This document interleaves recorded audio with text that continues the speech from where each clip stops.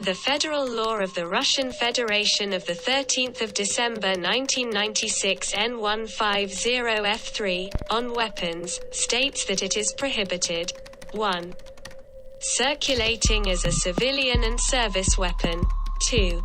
Keeping or using a firearm outside sporting facilities. 3. Carrying and transporting within the boundaries of populated areas. Meanwhile, we are following breaking news from Crimea, where Russian officials now say a student opened fire at a vocational college this morning. At least 18 people are dead, including the gunman. Officials say the attack happened in the ancient city of Kerch in Crimea, a former Ukrainian territory occupied by Russia.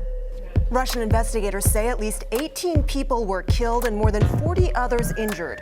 They have now identified a suspect. Of an explosion at a college in the Crimean port city of Kerch. Now, we are hearing differing reports, but we understand at least 10 people have been killed, dozens more have been injured. Well, Mark, a student identified as 18-year-old Vladislav Vozliakov went through the college in the city of Kerch on Wednesday carrying a firearm and then began shooting at fellow students. Officials said the fourth-year student later killed himself in the college library. His mother, a nurse, was helping to treat victims at a local hospital after the shooting, yet unaware that her son was accused of the rampage and was already dead. the government promises to tighten controls on weapons purchases. In reality, nothing has been done. Студент колледжа пронес в учебное заведение ружье и открыл стрельбу. Двое погибших, один из них предполагаемый стрелок. В 10 утра по времени Благовещенска, в 4 утра по Москве, студент Амурского колледжа строительства и жилищно-коммунального хозяйства зашел в аудиторию учебного заведения и открыл огонь. Один молодой человек погиб на месте. Еще двух учащихся потом госпитализировали и прооперировали. Один из них в тяжелом состоянии. The mayor of Blagoveshchensk has promised to step up security for educational institutions in the region. The result is that in most of the institutions nothing has been implemented. Turning to breaking news this morning, Russian police have confirmed that at least 7 students and 1 teacher have been killed. The horror began with a 19-year-old armed with a hunting rifle walking slowly but purposefully to Kazan school number 175. 7 confirmed dead so far, 22 confirmed injured, but there's a lot of information floating around in the state media now from unidentified law enforcement sources that say that those killed could be up to 12. We begin with some breaking news. At least 7 children have been killed and many are wounded after a shooting at a school in Russia. Local authorities, that's according to local authorities, the shooting happened at a school in the city of Kazan. Putin has instructed to tighten gun ownership rules. Again. Federal Law No. 67F3 of 12 June 2002, on basic guarantees of electoral rights and the right to participate in referendums for citizens of the Russian Federation, Article 4 states: a citizen of the Russian Federation has the right to vote, to be elected, to participate in a referendum regardless of sex, race, nationality, language, origin, property and official status, place of residence, attitude towards religion, beliefs, membership of public associations, as well as other circumstances.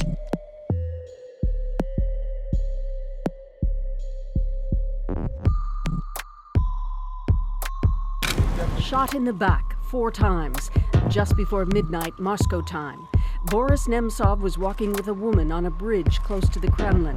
A witness says a car stopped and several people shot him. Nemtsov, 55, was a prominent opposition leader.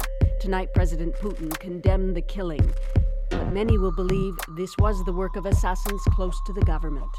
Who killed Boris Nemtsov? Tens of thousands turning out Sunday in Moscow and elsewhere to pay tribute to the one-time heir, say some, to Boris Yeltsin in the 1990s. Nemtsov may have since become one of the current president's most vocal critics, but with Vladimir Putin's popularity well north of 80%, any opposition in today's Russia can seem relative.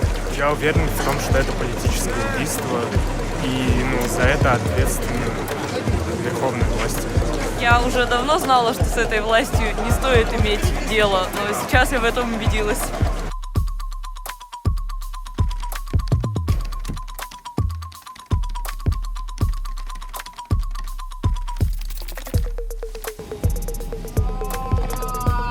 August 20th. On a flight to Moscow, a passenger captures the awful wails of Alexei Navalny. The presence of this poison was discovered without any doubt.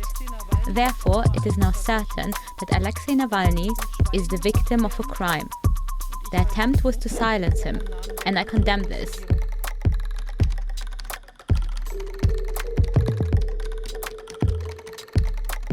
The leading critic of the Kremlin, Alexei Navalny, has been detained by police after returning to Moscow for the first time since being poisoned with a nerve agent in an attack he blames on the Russian authorities.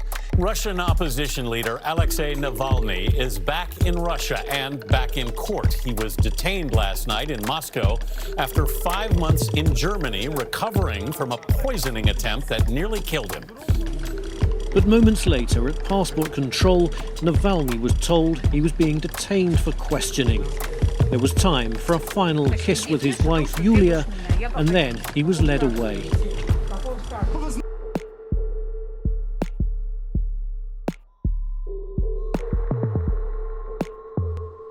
Everything we have achieved over the years has been done on the basis of the Constitution, in full compliance with its letter and spirit. Any deviation from it inevitably leads to a deadlock, to the weakening of the country and of state power.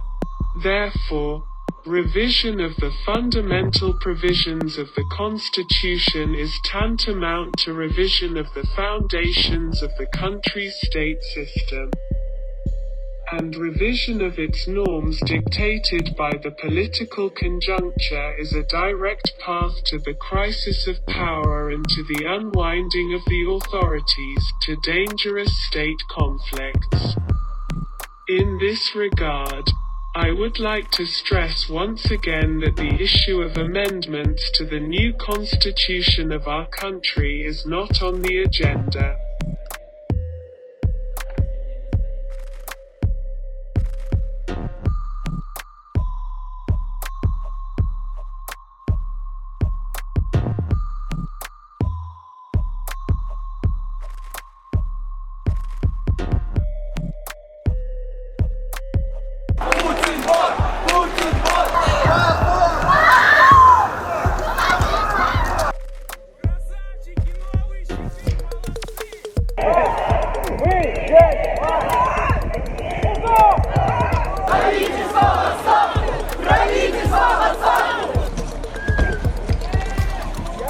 Он нам не царь! Он нам не царь! Свобода! Молодые, позвони! Долой царя! Долой царя! Раз, два, три! Путин, уходи! Раз, два, три! Путин, уходи!